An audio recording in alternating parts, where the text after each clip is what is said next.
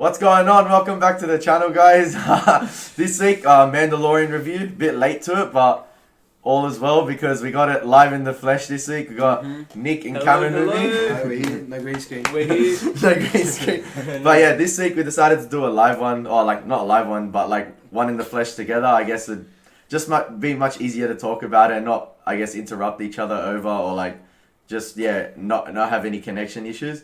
But yeah, this week we had a new episode. A lot happened, directed by Robert Rodriguez, and yeah, it's called The Tragedy. And actually, a lot happens. It's really action-packed and really emotional with what happens, especially if you're like a Clone Wars prequels fan in terms of like one major character, and we'll get to that. But yeah, I'm just gonna give a quick rundown of the episode. So we have Mando mucking around with Grogu at the start, enjoying calling his first name, I guess. Yeah, that's funny. Fatherly figure. I guess he's really attached to the child now and really doesn't want to, I guess, lose him. But in terms of like what I expected, I thought there was going to be another obstacle, like in terms of like to get to Tython, and then but he went there straight away, which was, I think, sort of came as a shock. And then we obviously get to Tython, and obviously they got there pretty early and pretty quick, so you knew that something was up, something was going to happen.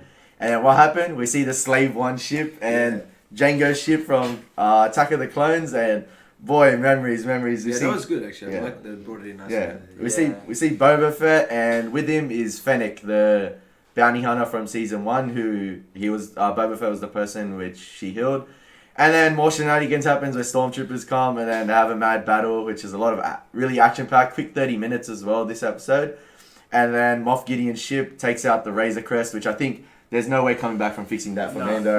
Like usually it's fixable, but I don't think that one might be hard. The Razor Crest has literally been shit on it. Every turn, like the spider jumping on it, it looked like crap when it was. The amount of money you spent on it. Yeah, I know. And has to get a new one. Probably. It's the worst investment ever. And just when you think he's like sort of got it back on track, gets one good mileage out of it. one good trip. Yeah, that was the last one. And then I guess Moff Gideon sends the Dark Troopers down, and finally Yoda gets captured. And then what sets up is a big final showdown, sort of like a Fast Five heist, where they're recruiting sort of old friends, old foes. And then, I think the final 2 episodes are going to be a big showdown. I think next one probably setting up. And then maybe the final one, we're going to have a cool Darksaber fight with maybe Bo-Katan showing up. But yeah, that's my quick rundown. And I'll pass it on to Nick or Cameron. Well, I just want to say, like, the fight was good, like, with all the stormtroopers. But, I mean, we know that stormtroopers are kind of trash at their jobs, but they were a little too trash for me. Like, it looked like they were expendable, like, waves. Especially with the number of them. And how, like, sometimes they weren't even, like... Boba was cool. Tamora Morrison, I love him as him. And when he was using the Tusken Raider Club and just batting him down, crushing their armor, he was badass. Full like God Sane mode. But in terms of like how many times I feel like they were exposed, too many, and they weren't getting hit or like even like one shot just to say, oh, they're vulnerable. They got like they could have taken a hit or something. And I get like the whole point of it was that she was supposed to distract them while he went in for the kill kind of thing. But still like. He would take on like a whole squad of them, and they'd just wait for him to like knock them out. Yeah, and like that chick had like, this long range sniper. I was like just no scoping him at point. And they have like these little like close range kind of guns. It just felt a bit too much. Like too many stormtroopers were there to win that. I don't know. You know what I mean? I don't know if it was me, but I feel like I don't know if it did a good job at geographically in terms of like the placement of the characters and like where they'll position and where they'll end up, and then they attack a stormtrooper in this position and the stormtrooper will be alone when before they'll show in like groups. So I don't know. Just continuity could or have like been a bit rushed. I think there's an element of it. Now that I'm thinking about it, it could be a bit and also rushed. like those ships. I think they had like 3 like troop transport ships altogether. Yeah, two came. Yeah, because then Boba took see, one like, out. 5 come out. It's so true. It's and then like there was like a whole army. It's kind of like the Clone Wars, how like you'd see a whole squad get taken out, and then they're like, oh, we're losing men, and then it cuts back to it, and there's like a whole squad. Kind of thing. A little bit inconsistent the fight. Like it just, and also with the planet, like I've heard some people say it looked a bit like earthy. So it took it out of it a little bit. I didn't look like it felt too Star Wars to me. Like it was just a big cliff with just rocks and rocks on top. Like it didn't feel Jedi-ish, like in terms of ancient Jedi. I guess I don't know, but that was just my gripe. That's probably nitpicky.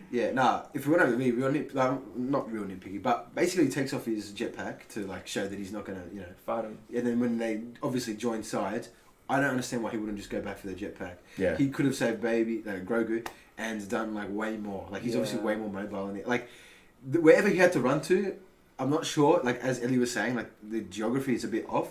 But wherever he had to run to, like up the hill, that distance was no way shorter than going to get the jetpack. Yeah. Yeah, that's so true. why would he not go for it? Because he could basically like we already saw earlier in the episodes when they were in the binding factory how quickly he can go back. Oh, what episode was it? No, like Tasmania. I can't remember which one. That's right. But he goes back and comes back with the Razor Crest in like no time because of the jetpack. So why wouldn't he? Oh yeah, that was the cloning one where they take down the facility on Navarro 7. Yeah. He comes back with the Razor Crest in like 2 seconds. Yeah, exactly. Yeah. I thought what could have been cool is something like he goes up against what are they called? The super droids, the battle droids? Not the droids. Dark Troopers. Dark Troopers. Yeah. Sorry, I get it mixed with the Battlefront 2 thing. Yeah. But I thought it'd been cool if they had like a fight midair and he maybe even lost. Yeah. Or just got like hit to a point where he couldn't keep continuing. Like at least try and like. Yeah, because it's like a perfect combat. Like I remember even in the Clone Wars when the clones started using the jetpacks and then go against them anyway. That was sick. They fight now? They fight now. Oh yeah, they didn't get that in Rise of Skywalker. Yeah. So what else? I don't know. We have Baby Yoda with his force projection, and the symbols were similar to I think Jedi Fallen Order in terms of like no one knows what he was projecting to, who he connected to, because obviously he can't speak as yet. So he could have been connecting to someone from the dark side, light side. Yeah, true. No one knows what he was connecting to, or what he projected to, or who even reached the core, because he was gone by the time anyone could have come. So like, unless Luke did like, or like any Jedi did like a force projection, but other than that, there was no one. Maybe they'll come in the final season, like still sense him, like they made that, they made that connection with him. Or maybe Ahsoka's the only one that made that connection, and then she'll come back. Yeah. But I don't know. I don't know if they're like just gonna go set up Ahsoka for her own series and then Boba Fett for his own series. But I'm glad now, especially the callbacks with Boba Fett, like I'm a simple man, I'm just a simple man making my way to the galaxy. Yeah. I love that. Like those callbacks. Yeah. I feel like it's justice served for the prequels now. Yeah. And then like there's an arc for him from the original trilogy as well. So it's like he's just not a normal guy that just got eaten up and destroyed quickly. Like I don't know. I think he's just a beast. And when he came back, you knew when he left, and he's just they had that tracking shot or like looming shot over the ship, and he's like, you knew he was gonna come back with his armor, and he looked all buffed and beat, and he's just taking out the knee missiles. Yeah, that's good to know. He was like on a rock as well. He looked like 10 times bigger than the stormtroopers. Like. And it fit him kind of well. Like when you compared it to how what was that guy from the first episode of the season? The Marshal. The Marshal. Yeah. When you compared what that armor looked like on the Marshal compared to him, it still was a bit like he looked a bit out of shape. But it still was better than the Marshal, I think. I wonder if it's like the actual armor that they use in the prequels. So just curious. Like it's the same prop. But then he takes out obviously the transports leave. Yeah. And then he takes him out. He takes one out with the missile. That's okay. And then, that was cool. And then the other one takes out the other one. Alright, we'll just leave it. But he said he wasn't even aiming for that one. But you can't do much with that. But I guess, and then Moff Gideon obviously sends a major, I think, I don't know, it's like a missile. Takes out the Razor Crest, and then Boba Fett goes up with the Slave One, and then he's like, "Oh, the Empire's back." Yeah. And then he doesn't want to take on that. He just dips out real quick because he knows that. Oh, I would as well. Yeah, obviously he can't do much. And then we had the Moff Gideon interrogation scene with Grogu, and then Grogu's just mucking around the two stormtroopers, just like funny. Boom, boom, boom. But you can tell it's like he's not like overpowered. He's just like he's still young. His powers like he drains his powers. And then even when he was like trying to take out Moff Gideon, he's just like, nah, I can't anymore. Yeah. Like he's not like Rey, where he's super overpowered. Like he's still draining. He's not even aware whether he still wants to go train as a Jedi because after what's happened to Mando. Yeah. Or like he still has his powers, but really reserved. Speaking of which, as well at the beginning of the episode, it's probably obvious, but the reason why he got frustrated, like you know how he gets like frustrated at the start when he like grabs the ball. Oh yeah. At the start of the episode, because I was a bit confused why, but it's because he I think it's like he's double checking because like if he is losing his powers, like if Grogu is losing his powers, then like he doesn't have to like train and become a Jedi. He can actually because I was a bit confusing. He's like, dang fat, like what's going wrong? Yeah, he did good, and I thought he was gonna explain it, and I still was. Yeah, it's because he wants to keep the baby. Right, so he actually would prefer that he loses his. Yeah, he'd prefer that he loses his powers. Yeah. Oh, that's kind of cool. Yeah, again. Maybe something like that. Well, also I just wanted to point out they're like more gradually putting in his force abilities as well. They're making it a bit more commonplace because he went from like stopping that Rhino thing, which is like this massive. Like he has, I don't think yet still lifted anything heavier. No, the two stormtroopers are nothing. Exactly, and like that still tied him out. So I mean, if he's old and he's had training, then I guess it shouldn't progress too much in a season. Yeah, he's still a youngling. Yeah, like, exactly. He's not gonna be super like strong, overpowered. But shit. like at least there's a limit to his power in terms of like. Yeah, we'll see what happens now. But like we have the little cuffs. They're just like little baby that was ones. so cute when they put the little Just like handcuffs on. They like don't even move him. They're just like. Yeah, that was cool. And then he goes back to Navarro 7 at the end where we see Cara Dune again, and he's trying to recruit her. And then he's trying to recruit Bill Burr's character from the first season. I can't remember his name, but they started getting like sort of like a Suicide Squad together to take out Moff Gideon. And then we'll see what happens from there, because Moff Gideon's like, let's contact the doctor, we've got a donor. So they're trying to do something with either cloning or trying to make Force users. More of that. Yeah. They're just using him for his blood kind of thing. Yeah.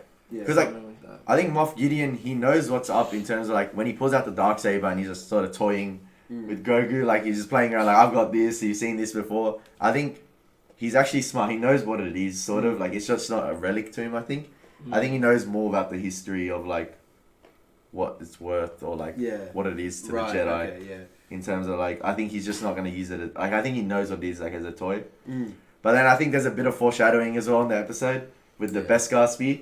I think he'll take out Moff Gideon with that, Mando. Oh yeah. Yeah. Because that's true. That's the only thing that you can have like a sort of lightsaber battle with. Yeah, true. That's probably why because I thought they forced it in a bit, so that's probably gonna make the Beskar spear thing. Yeah, it was the only thing that's left. That's pretty like the magistrate just had it. Like it's a bit forced. But like it's definitely foreshadowing to something. Obviously, it's the only thing that can take out the dark. Oh, not the dark side. Like compete with it. Yeah. And even his armor. Like if he tries to chop off his head or like hit the armor, it won't go through.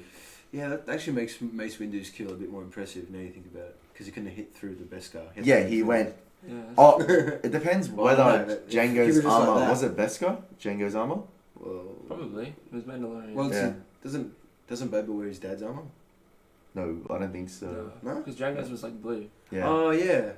Well, yeah, I don't know. Probably. Yeah. Maybe. But like I think the standout again in this episode was Boba Fett. Like Mando did a bit, but like I think his name's Din Djarin. We just say Mando, but like but I think the key was the standout was Boba. Yeah. And then now that he's gonna be with him, he's gonna be more badass, and hopefully he doesn't die. Like that's a good point. I didn't think that. I didn't think that we were gonna see the Mando team up with Boba.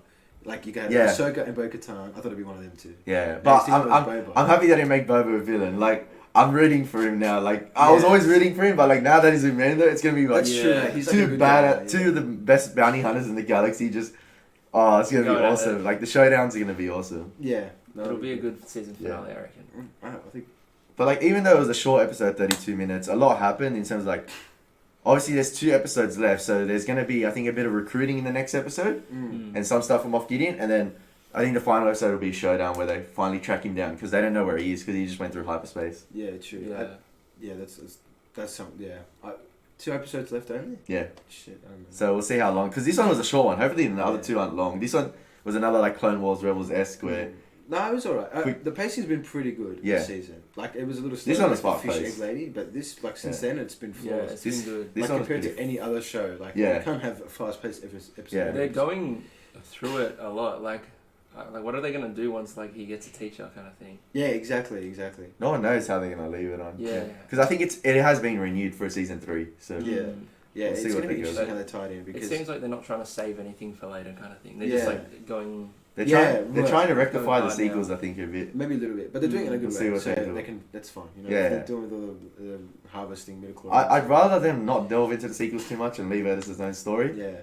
Well, yeah, that's true. Because they don't even pop. Like, do any of the characters in Mando even pop up in the sequels? Not as a. Like they talk about the New Republic. Maybe like. Not as of yet. That's basically. Yeah. So they could still like keep it completely separate. Is what I'm saying. Yeah. But then it's also like.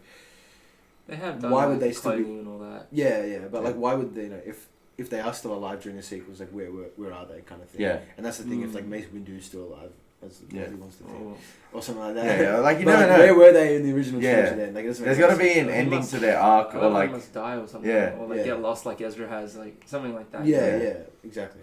But I think that's it for this week. That was a quick recap. Yeah, a lot happened in a short episode. Like there was a lot to discuss, and like I guess a lot of promising stuff for the last episode. Yeah, but that's it. That was the breakdown and review of the tragedy for the Mandalorian. And see you next week, guys. Take care. God bless. Cheers.